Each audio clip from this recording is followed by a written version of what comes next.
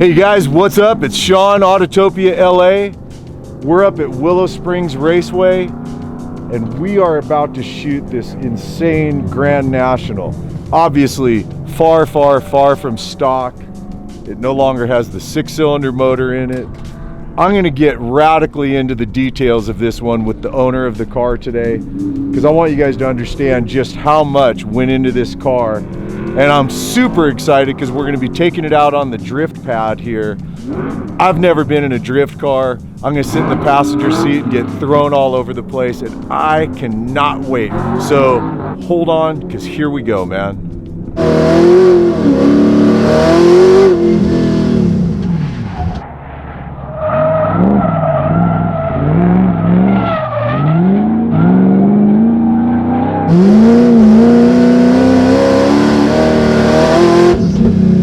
Hey guys, this is my buddy Frankie. This is Frankie's insane Grand National. I told you guys I'm gonna give you a ton of details, but I don't know shit about this car, so Frankie's gonna talk us through it. So let's start at the beginning. You buy a Grand National that's a clean one, you said? Yes.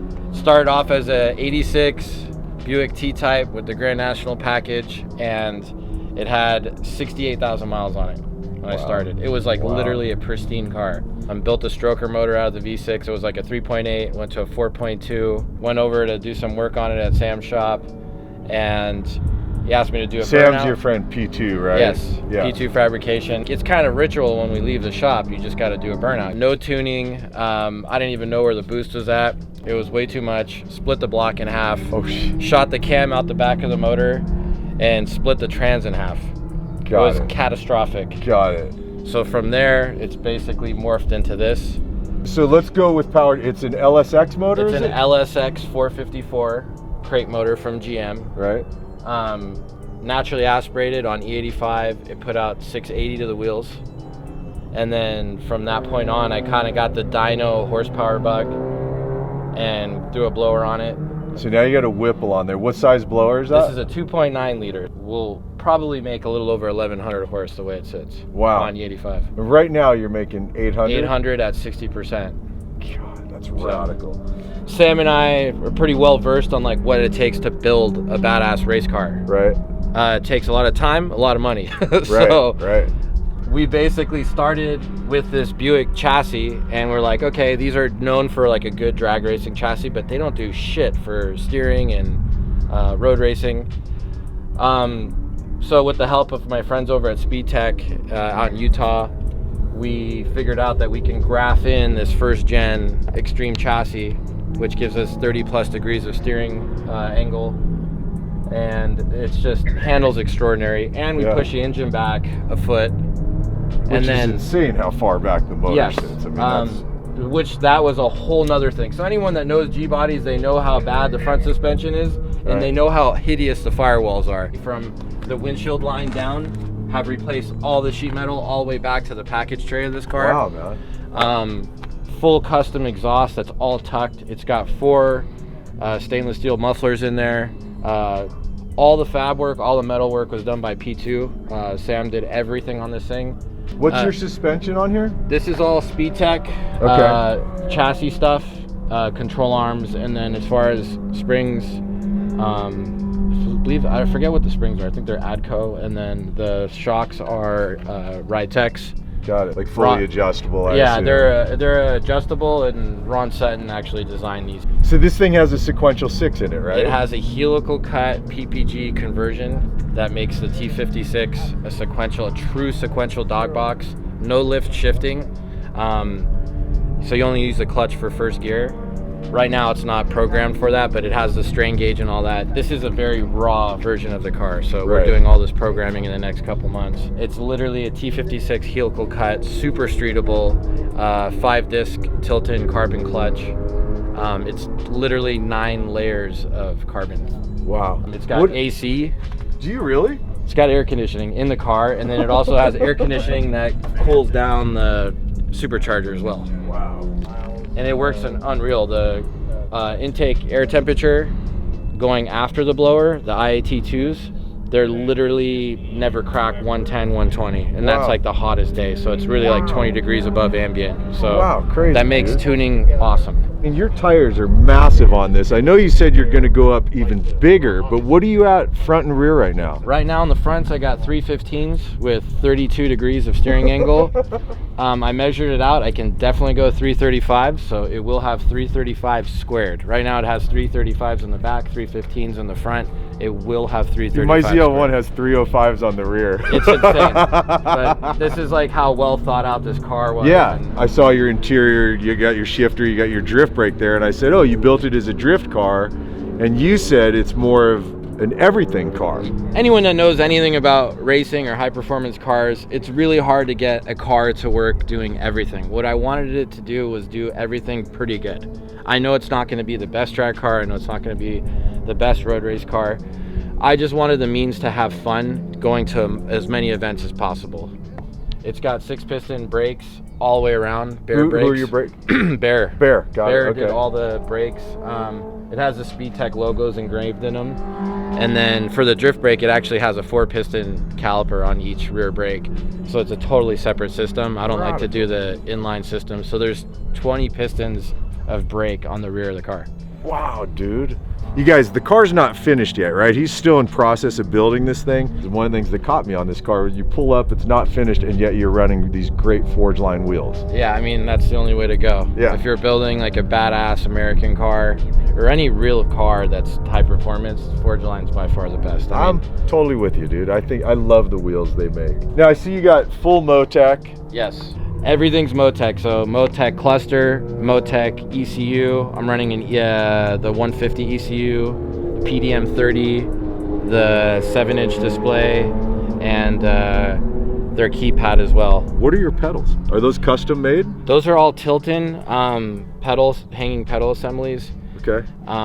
Sam added a few little touches to it, like on the gas pedal, there's that little ledge for my foot. Yeah. I can't heel the toe properly because my right ankle's f***ed up. Oh, okay. So he actually made that to rest my foot against it. So. And are your brakes, is it manual brakes? They're all manual brakes, Right. Individual masters, all Tilton stuff. So everything clutch and hydraulic related is Tilton, and then as far as calipers, it's all Bear. So obviously, you guys, you can see there's Sparcos, which is probably one of the better race seats out there, wouldn't you say? I mean, Totally. if not the best. Steering wheel, seatbelts, and seats are all Sparco. Cool. And then Sam and I have this thing for like dimple dyes, so all the bracing on the pillars to the cage, it's all dimple dyed. We actually made these machined pads for the roll cages. I've never seen anyone do it. Sam and I have had this idea of doing these pads for a long time.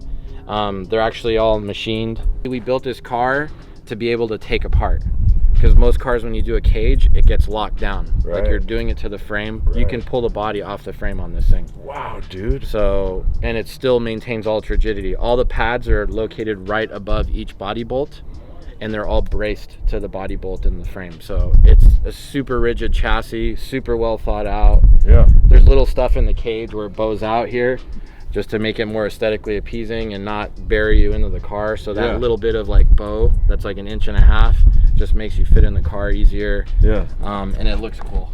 It's kind of like all these pillar braces, like all the dimple dies are proportionally cut, and then I did them all up here too, all down here.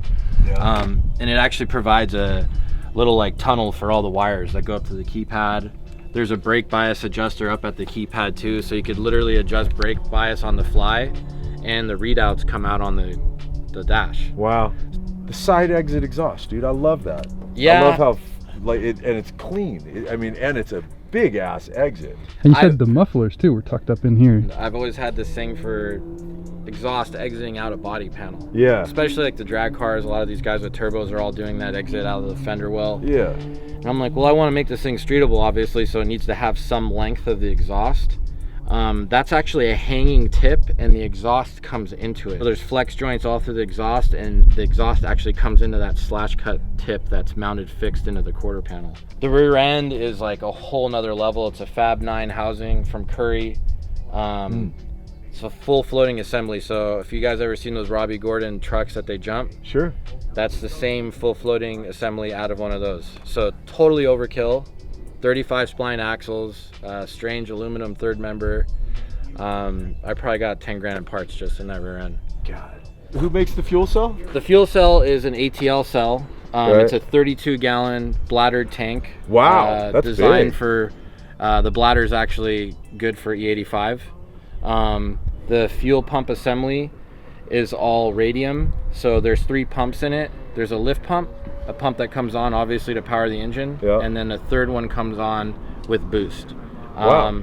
You can see all my wiring is all mil-spec connectors, motorsport connectors, Yeah. rye wire. Did all the wiring.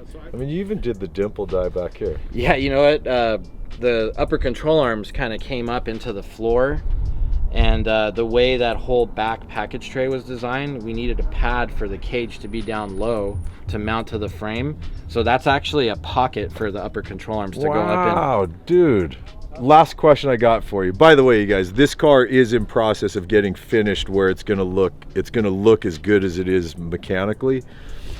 So I'm curious where the car sits right now. Not even talking doing what you're about to do with aesthetically finishing it, but where you're sitting right now. What are you into this car for? Easily $150,000. And I'll You guys hear that? probably be another, just depending on where I go with everything, probably another 40, 50 grand. So by the time this car is done, like where it's like, cool, I'm not building anymore, I call it a done car, you're 250 plus into the car. Yeah, easily. Not including the purchase of the vehicle itself. Easy, yeah. The purchase is like, that's just the smallest part at this point, yeah. But So all you guys that are convinced that you could build this car in your garage for 20 grand, not really. no. Kick ass. Well, you guys, hope you dug the details. Got to say thanks to Frankie, but it's time to go get sideways. I'm so psyched about this right Let's do now.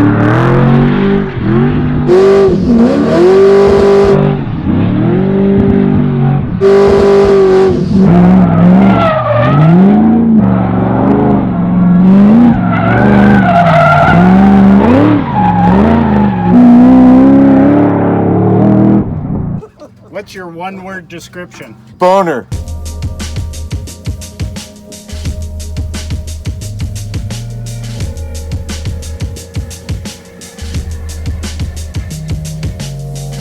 All right, you guys. Well, that's it for this insane Grand National. That's it for my first experience drifting. I'm tripping right now, man. I'm so jacked up from this. How cool, right? What an intense build. And it's not even a finished car yet. Imagine how rad this car is going to be when it's all the way done. But I'm just digging this, man. What a super cool experience. Got to say thanks to Frankie and all the guys for making this happen today. Thanks for hanging, thanks for watching and supporting the channel. I truly appreciate it. And holy hell, man, I will see y'all in the next episode. Later, man.